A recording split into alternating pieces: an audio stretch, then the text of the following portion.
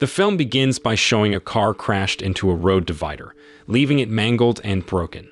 The man inside bore the brunt of the impact, his body covered in severe injuries. Seizing the opportunity, a homeless person appeared out of nowhere, taking advantage of the chaos and pilfering items from the damaged vehicle. Offering a glimmer of help, the stranger claimed to have called for an ambulance, urging the man to remain still until help arrived. Then, as the injured man caught sight of his reflection in the rearview mirror, he was bewildered to find a face that belonged to someone else entirely. Upon hearing the approaching wail of the ambulance, the homeless person swiftly vanished into the shadows, leaving the scene behind. On the other hand, at the hospital, a female police officer discovered that the man had no recollection of his identity and lacked any form of identification. Soon after, a sympathetic attendant handed him a card, hoping it might trigger a memory or provide some clue to his past. Meanwhile, his badly damaged car was towed away to a desolate junkyard on the outskirts of Ulsan, registered under the name Kang Eon, awaiting confirmation from its owner. Yet, when asked if he was the rightful owner, the man remained silent, his mind void of any remembrance. Once again, he caught a glimpse of his unfamiliar face in the mirror, leaving him perplexed and unsettled. Nestled within his pocket was a solitary key, belonging to an apartment he had no memory of.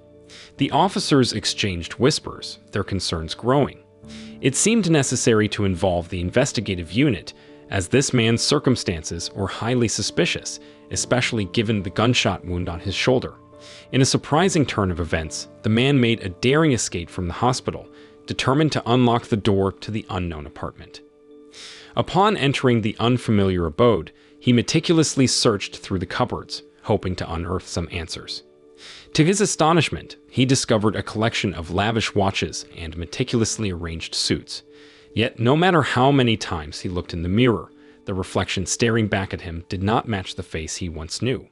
His memory had been completely wiped clean, leaving him adrift in a sea of forgotten identity, unable to recall even the simplest detail of who he truly was. Then, after sorting through the incoming mail, the name associated with this body was Ji Cholho. At that moment, the clock indicated that it was nearly noon when a sudden shift occurred, transporting him to a different location. Suddenly, a pounding headache seized him and a fragment of memory resurfaced. It was a woman's face urging caution as she requested he accompany her home. Then, there was another scene etched in his mind, that a gun being fired, and in front of him stood an elderly woman, deeply concerned for his well-being. Startled and bewildered, he reacted erratically, leaving everyone around him astounded. Fleeing outside, he sought solace in the reflection of a mirror, only to find the face staring back at him belonged to an old man. Transformed once again, panic consumed him as he questioned why this inexplicable phenomenon had befallen him. Determined to return to the apartment he once inhabited, the old man encountered the individual whose body he had previously occupied. This man, known as Cholho, engaged in a phone conversation, adamantly asserting that he had no recollection of anything. In the blink of an eye, the old man found himself back home. Curiously observing Cholho's movements, he witnessed a car colliding with him, followed by a stranger dragging him away. Feeling intrigued, the old man inspected the identification card of the body he now wore. The card revealed the name Li Xinwu, an employee of a shipping company called New World. Fueled by the address on the card, he ventured to the New World office, where the employees addressed him as the director, causing him further confusion and prompting him to hastily depart. At that very moment, a homeless person passed by. Driven by curiosity, the old man decided to tail him, hoping to glean some information regarding the unusual occurrences he had experienced.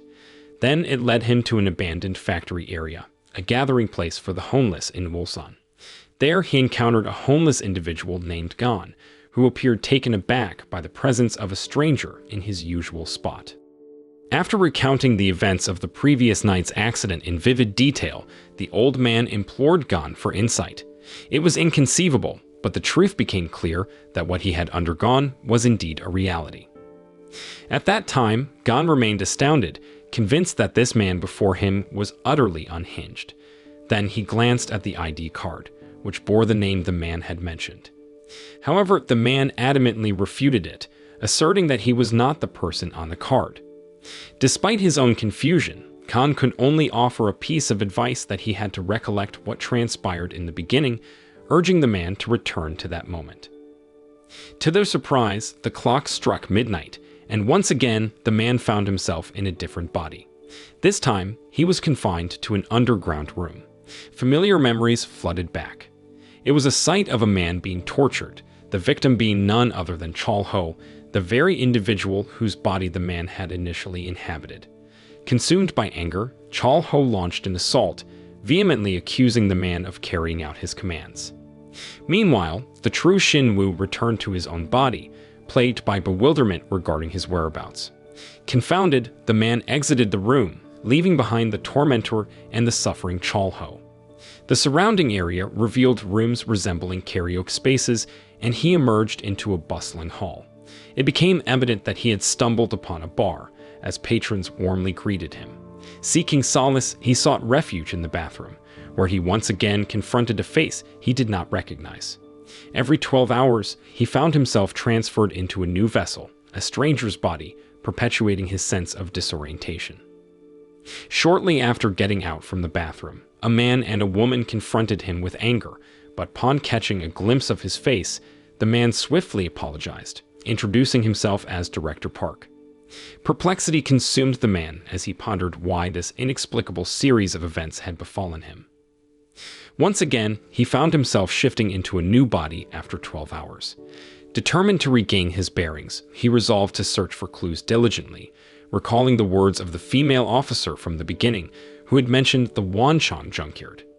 There he would attempt to locate his car from the time of the accident, which was the pivotal moment when he first realized he had inhabited a different body. Then, after an arduous search, he finally discovered his car. Scrutinizing every inch, he painstakingly sought traces of evidence, until his efforts led him to a photograph of a woman. It triggered a flicker of remembrance that this was the girl who appeared in his fragmented memories each time he underwent a body switch. It turned out the photograph featured a church in the background, a place he recognized. With newfound purpose, he made his way to the church, entering the following morning and joining the worship service. Remaining there, he awaited something, hoping to encounter the girl from the photograph. Just as he was about to leave, chaos erupted. At that moment, he was suddenly ambushed, held at gunpoint, and relentlessly questioned about a man named Kang Eon. The interrogation repeated, fixating on this enigmatic Kang Eon. Attempting to clarify his lack of knowledge, he pleaded for mercy, desperate to avoid being shot. In a twist of fate, he caught sight of a familiar face. A person who intervened with a gun was none other than the girl from the photograph. Bracing for the worst, he implored her to reveal her identity and the reasons behind her attack. Begging for his life, he displayed a photo from his jacket pocket, inquiring if she possessed a similar one. Soon after, the commotion attracted the attention of church officials, providing the girl with an opportune moment to flee. Equipped with a firearm, he dashed after her, but the girl vanished without a trace. Shortly after, the man retraced his steps back to the basement, the place where his harrowing ordeal had taken place. At that time, Chol Ho and his tormentor had vanished into thin air. Earlier, at the bar, there had been a woman in the restroom. Desperate for answers, the man raised his voice, demanding to know the whereabouts of his previous companion. Fear etched across her face. The girl trembled and offered her apologies. Sensing a glimmer of hope, the man pursued her and presented a photograph, showcasing the girl against the backdrop of a serene church. There, he asked her could she recognize the person on the picture. Shaking her head, the girl conveyed her ignorance. Determined to find him, the man implored her to lead him to the mysterious man from the restroom. Reluctantly, she became his guide, guiding him through the streets until they reached a towering building. On the second floor, the elusive figure named Jungsa awaited. Soon after, Jungsa greeted the man, mistaking him for Director Park. There he proudly announced that he had prepared the room and arranged everything for Chol Ho's death. Perplexed, the man recounted the bewildering sequence of events that had just unfolded. On the other hand, Jungsa, taken aback by Director Park's peculiar behavior, him with the very photograph he had been clutching. In response, Jung-se disclosed that the woman in the picture was Moon Jin-ah, an agent of the National Intelligence Service. He was confused because he thought Director Park was the one who had ordered them to track down Jin-ah. At that time, seeing Director Park's unnecessary questions bewildered Jung-se. Then, seizing his chance, the man requested the final known address of the girl in the photograph, emphasizing that Chol-ho's fate hinged on this information. Soon after, Jung-se revealed the last known location of a girl named Jin-ah. And then, precisely at noon, the clock struck 12, and the man found himself in a different body once more. Yet, amidst the disorienting transition, he held on tightly to the address Jung-se had disclosed earlier, scribbling it down hastily to prevent its escape from his memory. Soon after, the man stepped out of the car he had stolen, scanning his surroundings for any sign indicating the presence of Noah Corporation. Meanwhile, Shin-woo hurriedly arrived at the New World office, a seemingly ordinary delivery service that secretly housed the SIS Raid Investigation Agency. This covert agency, operating under the Korean government's National Intelligence Service, NIS, had the crucial task of combating the illicit trafficking of drugs across state borders. Shortly after, a CCTV footage was presented, revealing that the man had inhabited the body of someone named Manager Jun Yong during his previous encounter. At that time, Shin-woo faced a stern scolding from director Ju Jin-mo. It became clear from their conversation that a person named Jun Yong had betrayed the SIS. Then Shin-woo received the brunt of the scolding, as he had been assigned the mission to capture Jun Yong, but had failed to produce any results over the past 2 weeks. Soon after, Director Ju inquired about Kang Eon, realizing that all the bodies the man had inhabited were somehow connected to individuals who knew Kang Eon. With the threat to his job looming, Shin-woo was under pressure to locate Kang Eon. Amidst the tense atmosphere, another individual entered the scene, Director Park, adding to the growing search for Kang Eon. Meanwhile, the man journeyed towards the address he had diligently recorded earlier, intent on finding a girl named Jin-ah. As he entered the apartment, he immediately noticed the disarray within the room, evidence that someone had ransacked the place in search of something. Being curious after observing his surroundings, the man's eyes fell upon a photograph of himself and Jin-ah, capturing them as a couple. Fueled by curiosity, he continued his search and stumbled upon an identification card. To his surprise, the name on the ID was Kang Eon, which was the very person everyone was desperately seeking. Soon after, Kang Eon delved further into the photo album, gradually unraveling the truth about his own identity. At that time, military and formal attire pictures provided glimpses of his past, alongside a photograph featuring Shin-woo and Jun Yong. It became evident that all the people whose bodies he had inhabited were somehow connected to him. Returning to Shin-woo and Director Park, their top military agent, Kang Eon, had vanished along with his girlfriend, Jin-ah. Determined to find them, the duo swiftly assembled a team to initiate a search. It turned out Kang Eon meticulously jotted down a few names, his mind racing with analysis. Curiously, every person he had inhabited and encountered seemed to recognize him and were now actively seeking his whereabouts. The enigma of the secret he held, which had captured everyone's attention, remained frustratingly elusive in his memory. Suddenly, the echo of footsteps reverberated through the air. On the other hand, at the peak of tension, Jin-ah stumbled upon her disheveled apartment, her eyes widening in shock. Sensing an unseen presence, she swiftly retrieved a document from the room, unaware that Kang Eon was surreptitiously observing her from outside. However, at that moment, Jin-ah sensed something was amiss to her, her senses on high alert as she suspected lingering intruders within her abode. In an instant, her fears materialized as a mysterious assailant struck her with force. It was the same man from the basement when Kang Eon had inhabited Director Park's body, which was Sergeant Beck. Instinctively, Kang Eon lunged at the assailant, engaging in a fierce struggle. Meanwhile, Jin-ah, desperate to flee, seized the opportunity. This time, Kang Eon's body moved with a primal, instinctual grace against Sergeant Beck's surprise. Astonished, Sergeant Beck questioned how manager Jun Yong had suddenly become a skilled martial artist. At the same time, Jin Ah managed to escape, and Kang Yi-an swiftly withdrew, fleeing from the scene. Reluctant to share the same vehicle with Kang Yi-an, Jin Ah hesitated. Yet his urgent cry calling her name shattered her uncertainty, compelling her to leap into the car, her own astonishment evident. Inside the car, Jin Ah urgently cried out, demanding to know Kang Yi-an's whereabouts. At that time, Kang Yi-an, bewildered, struggled to find an answer.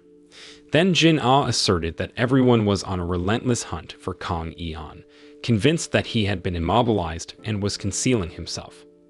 Soon after, Kang Yi-an attempted to explain the inexplicable occurrences he had experienced, recounting his bewildering journey to Jin Ah. He revealed that he was not who he appeared to be, but rather Kang Yi-an himself.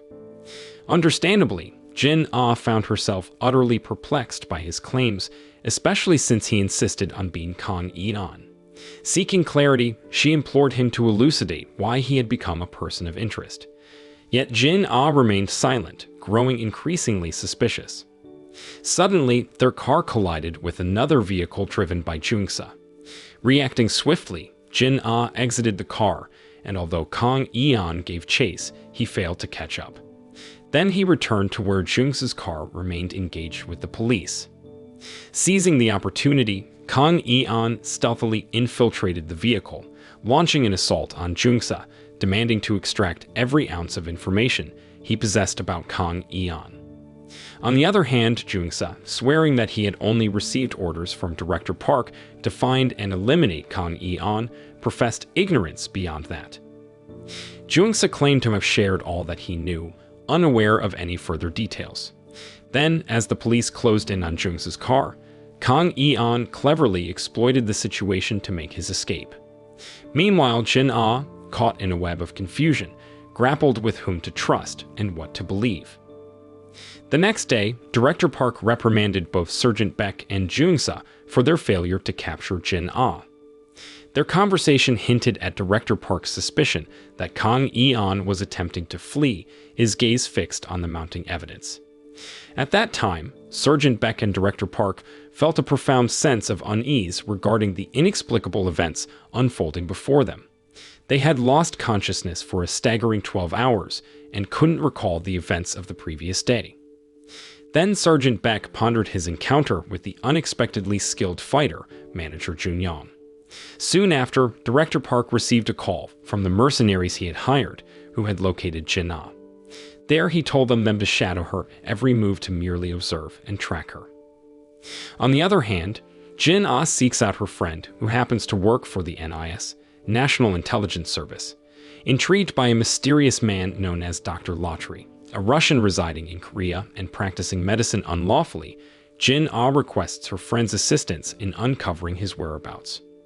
Meanwhile, Kang Yi-an pays a visit to Gon, hoping to enlist his help in locating a hidden recording device inside his car. Initially, Gon is furious and fails to recognize Kang Yi-an, but as the situation is explained, his memory is jogged. Then, Gon acknowledges the existence of individuals with the ability to manipulate spirits and agrees to help Kang Yi-an. He recalls that he was the one who removed the recorder from the car during an earlier accident. During their journey together, Gon can't contain his astonishment at Kang Yi-an's extraordinary experiences. The duo eventually arrives at a dimly lit electronics store, painted entirely in black. Unfortunately, the store's occupants are irate, having been interrupted while engrossed in a video game. Unfazed, Gon boldly requests the memory card he had previously sold to them. Initially met with resistance, the store's boss relents when Kang Yi-an settles the payment using manager Jun Yong's credit card. With a triumphant smile, the boss hands over a hefty stack of memory cards. To Kang Yi-an's surprise, they are all filled with recordings from the elusive device. At the same time, Director Park wasted no time. With the newfound location of manager Jun in hand, he swiftly mobilized mercenaries, deploying them to the designated spot using Jun's credit card. On the other hand, Kang Yi-an, accompanied by Gon, meticulously examined the contents of each memory card, one after another. After sifting through dozens of cards, he finally stumbled upon the crucial piece of evidence he sought. The screen revealed Jin-ah brandishing a firearm, firing at an unknown individual before darting into a nearby building. Then, before they could delve deeper into the footage, Director Park's mercenaries descended upon the scene, the clock ticking closer to midnight. Sensing imminent danger, Kang Eon and Gon bolted, evading the pursuit of the two menacing mercenaries. In the midst of the chaos, Gon found himself captured, leaving Kang Eon with no choice but to make a daring leap to save his friend. Just as he leaped, narrowly avoiding a speeding truck, fate intervened once more, catapulting him into yet another body. This time, it was Junsa, one of the very mercenaries who had been after him. Then, as Manager Jun was dragged away, he was taken aback by Kang Eon's sudden presence within Junsa's frame. Suddenly, the truck came to a halt just in time, and both Kang Eon and Gon were apprehended, captured by the authorities. On the other hand, Sergeant Beck, who had been tailing Junsa, observed the peculiar behavior and failure to follow instructions. At that time, Kang Eon attempted to maintain composure, surveying his surroundings, only to realize that these individuals were tracking his girlfriend, Jin-ah. Then, the car continued its relentless pursuit of her. Meanwhile, Sergeant Beck reached out to Director Park, informing him of the ongoing surveillance on Jin-ah and his intention to seize her. Hearing that, a growing unease washed over Kang Eon as he understood the gravity of the situation.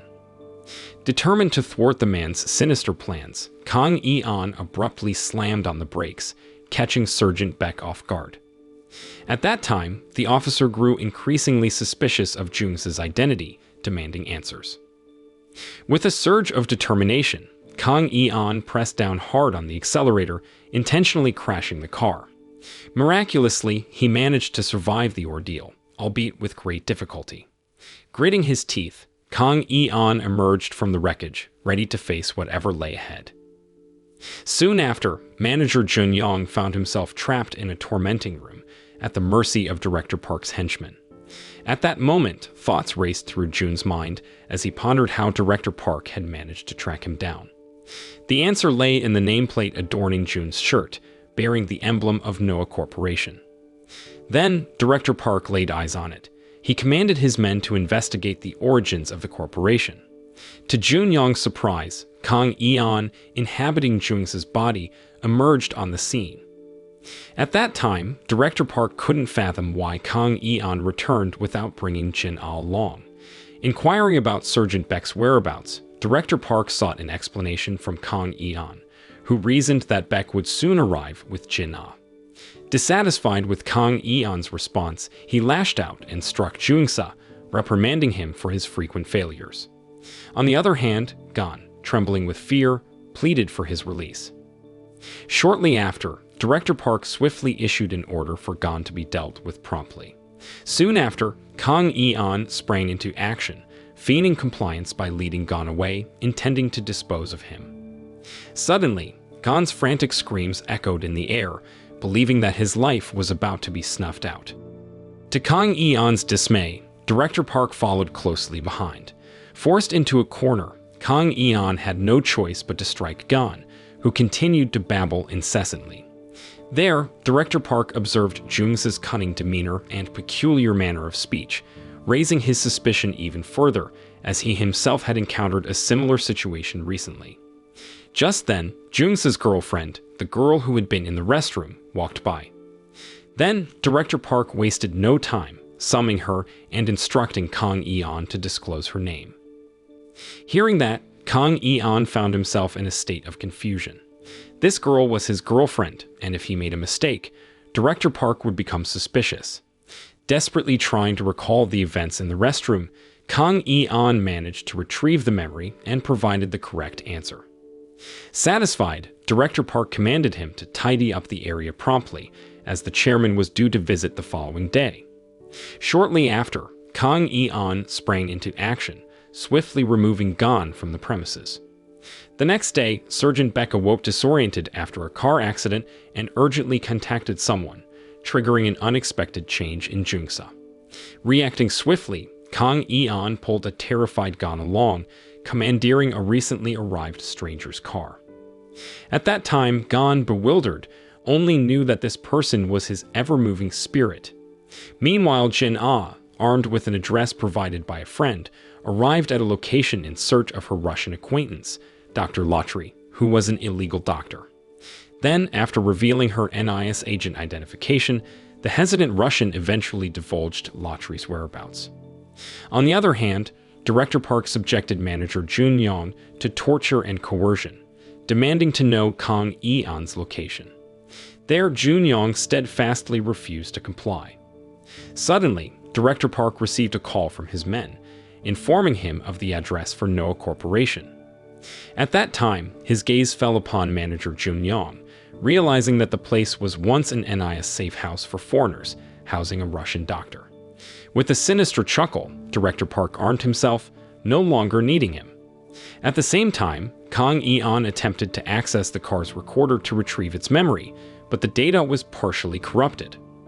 Meanwhile, Jin Ah was struggling to recall the location from the fragmented video. Suddenly, she received a call from her NIS friend. Then the name of the place mentioned by the Russian earlier resonated with her, and it was Noah Corporation. It turned out to be the former NIS safe house, whose address was provided. Without hesitation, she sped toward the destination in her car. On the other hand, deep within the forsaken grounds of the neglected industrial area, the Noah Corporation stood as a solitary figure. Once a thriving hub, it now lay abandoned, with deserted factories as its only companions.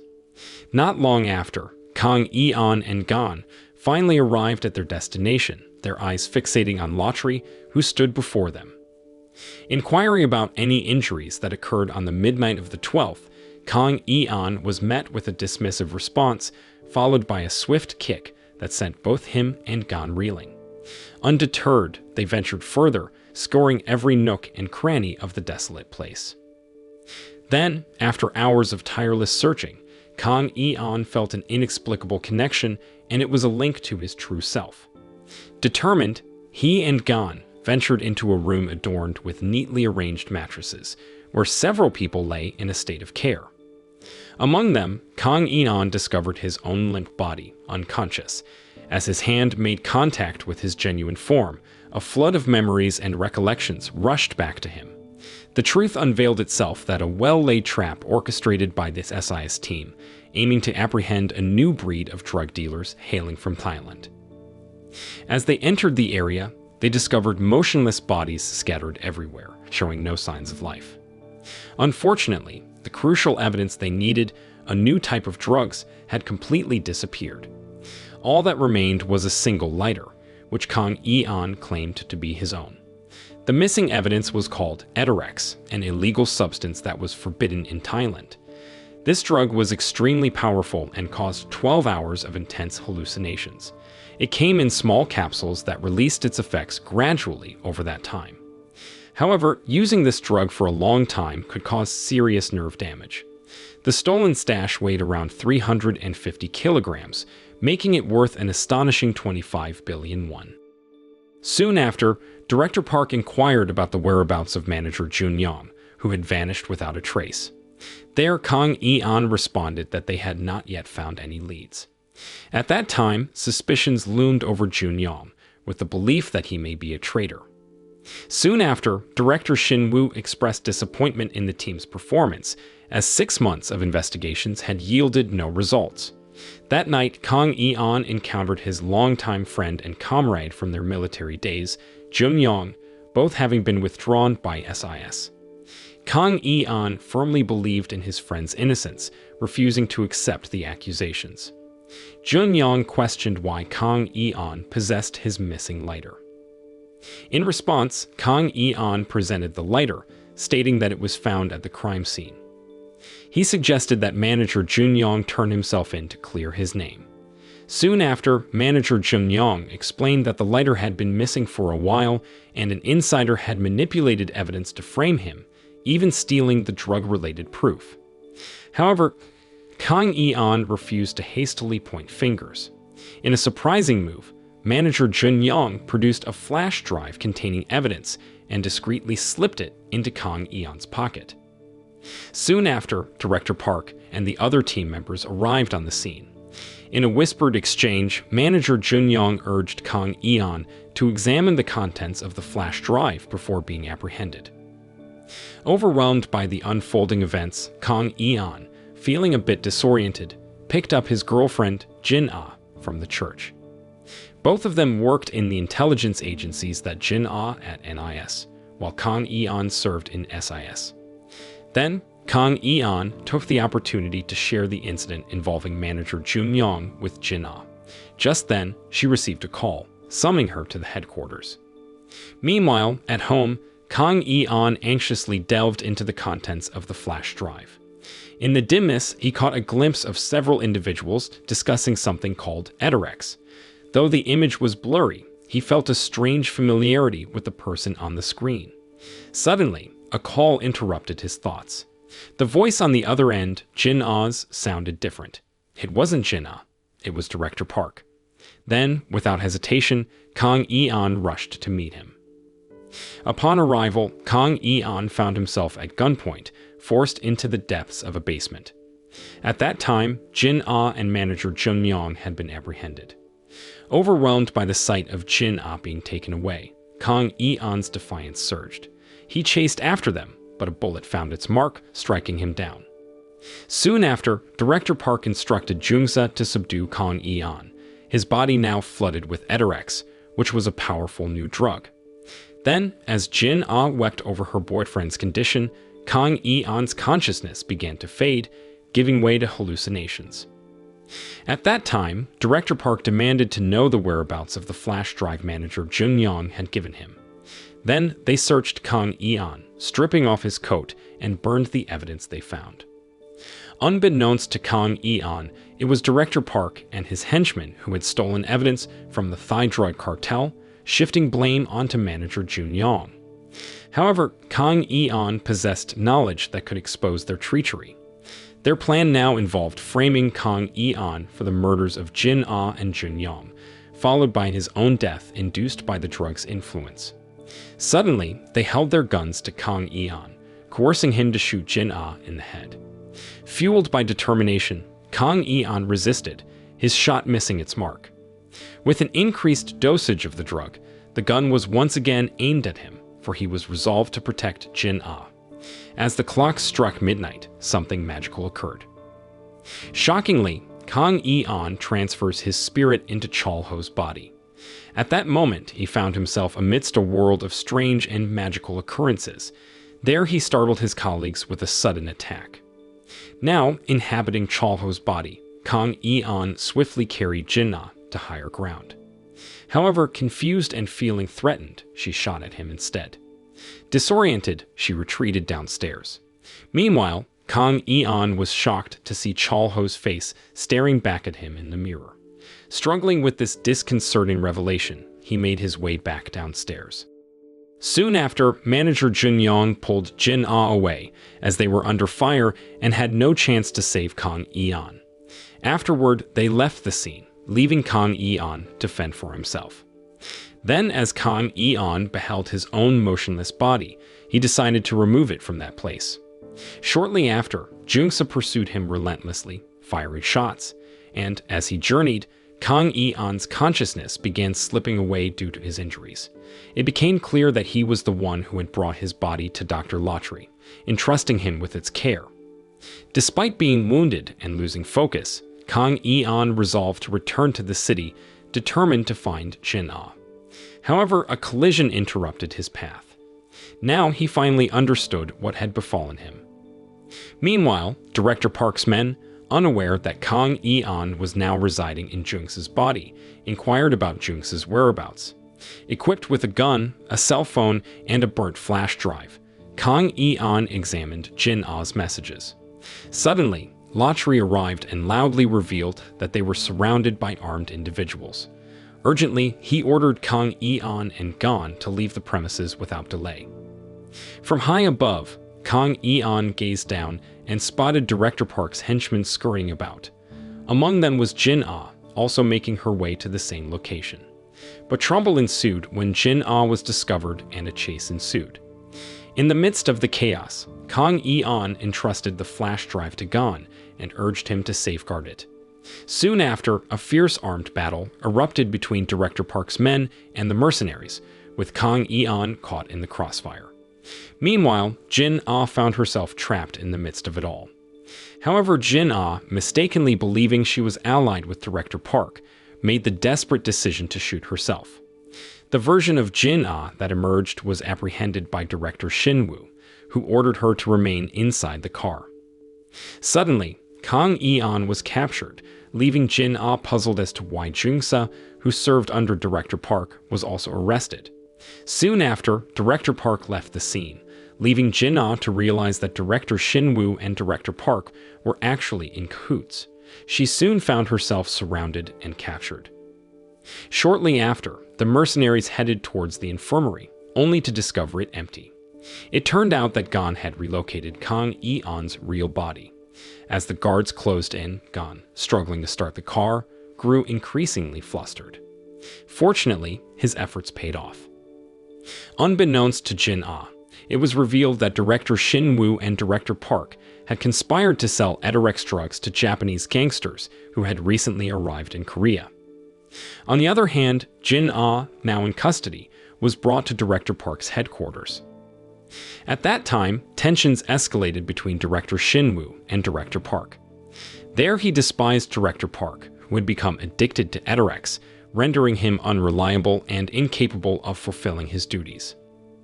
Fed up with Director Park's failures, Director Shinwoo delivered a swift kick, deviating from their initial agreement and intending to punish him. But before he could land another blow, a gunshot rang out.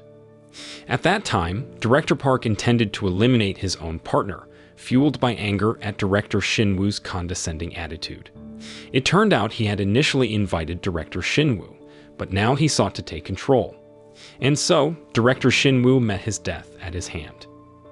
The next day, as Kang Eon regained consciousness after fainting, he found himself trapped inside a locked car that was slowly sinking to the bottom of a lake. It turned out Director Park intended to erase any evidence, and there were others in the car, including the failed Sergeant Beck and the deceased manager Jun Yong. Desperate to escape, Kang Eon struggled to open the car door, but his efforts proved useless. Suddenly, memories of the night he narrowly escaped death flooded his mind, realizing that these individuals were now possessed, except for Sergeant Beck, who had been present that night as well. With his calculations in mind, Kang Eon knew he had approximately 5 minutes until he could transfer his spirit into Sergeant Beck's body. He frantically revived Sergeant Beck, loosening his safety belt and helping him untangle his legs. Then, as the glass shattered, Sergeant Beck swam away without offering any assistance to his comrades. Unfortunately, only 2 minutes remained, and Kang Eon had to endure staying submerged.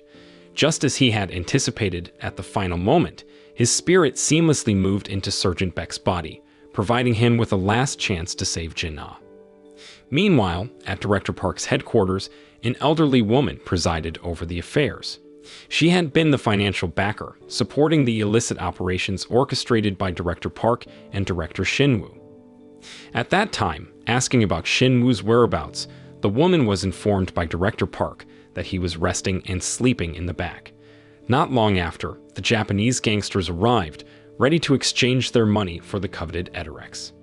Then, Director Park's men swiftly moved the drugs from the warehouse. In the midst of this activity, Kang Eon, who had managed to breach the locked door, confronted them, demanding to know Jin-Ah's whereabouts. Soon after, gunshots echoed through the air as Kang Eon embarked on a ruthless rampage. At that moment, the Japanese gangsters grew furious with the woman, suspecting that they had been set up and betrayed. On the other hand, Jin-Ah, catching wind of the commotion and the sound of gunfire, became acutely aware of the unfolding chaos. In the midst of the chaos, Kang Eon, renowned for his exceptional skills in SIS, unleashed his ferociousness. Soon after, Director Park's men quickly reported that Sergeant Beck, who was believed to be dead, suddenly emerged and went on a rampage. Then the woman scolded Director Park, furious that his own men would turn against him, their boss. Shortly after, she ordered everyone to take action and move. Fueled by anger and unable to tolerate such treatment, Director Park shot her, and the Japanese gangsters met a similar fate at his hands. Meanwhile, a fierce battle unfolded in the background. Kang Eon fought valiantly, defeating all the mercenaries in his path. However, Director Park seized Jin Ah and ensnared Kang Eon, interrupting their fight. At that time, Director Park demanded an explanation for Beck's deep grudge against him, but the response came in the form of a gunshot. There, Director Park suspected that the person before him was not Beck. Given the series of strange incidents surrounding him, Director Park threatened to shoot Jin Ah, leaving her baffled as to why her former foe would suddenly surrender because of her. However, he persisted, questioning the true identity of this mysterious individual. Hearing that, Kang Eon chose not to respond, his gaze fixed upon Jin Ah. His heart shattered at the sight of the woman he loved in such a state. Meanwhile, Director Park, already harboring suspicions, shot both Jin Ah and Kang Eon. Despite his desire to retaliate and attack Director Park, Kang Eon was rendered powerless, weakened by multiple gunshot wounds and bleeding profusely. Then, Director Park cursed Kang Eon, accusing him of becoming a vengeful ghost and disrupting his life. This time, Kang Eon would meet his true death. Meanwhile, Jin Ah struggled to retrieve a gun, determined to take action. Then, Director Park declared that this time, there would be no second chance for Kang Eon. With a karambit in hand, he ruthlessly stabbed Kang Eon. However, amidst the chaos, gunshots rang out. Jin Ah, prepared to shoot, ended Director Park's life. As the two lovers locked eyes, she finally realized that this person was none other than Kang Eon, her beloved. At that time, countless inexplicable events had unfolded, and Jin Ah had always received help from different individuals. Miraculously, these events had indeed occurred. It turned out, previously, Kang Eon's spirit had possessed Jin Ah's body to save himself. Then, Kang Eon apologized, acknowledging that he could no longer be by her side. Tearfully, he asked Jin Ah to take care of herself, as he could not fulfill his promise to marry her. Hearing that, Jin Ah wept with sadness as Kang Eon departed from the physical realm. Days later, Jin Ah underwent interrogation by the head of SIS. There, he presented evidence of Director Park and Director Shinwoo's betrayal, involving the theft and embezzlement of the Edorex drug. At the same time, everyone was waiting for Kang Eon's awakening from his coma. Then, as he showed her photographs of the people who had gone to great lengths to save her, he couldn't comprehend their motives. Jin Ah, however, provided an answer. Soon after, the scene shifted to Jin Ah tenderly caring for Kang Eon in the hospital, 3 months after the incident. Suddenly, a slight movement was detected in Kang Eon's eyes. Finally, he regained consciousness. The film ends. The moral lesson from this film is sometimes possessing someone else's body and going on a ruthless rampage is the best way to solve your problems.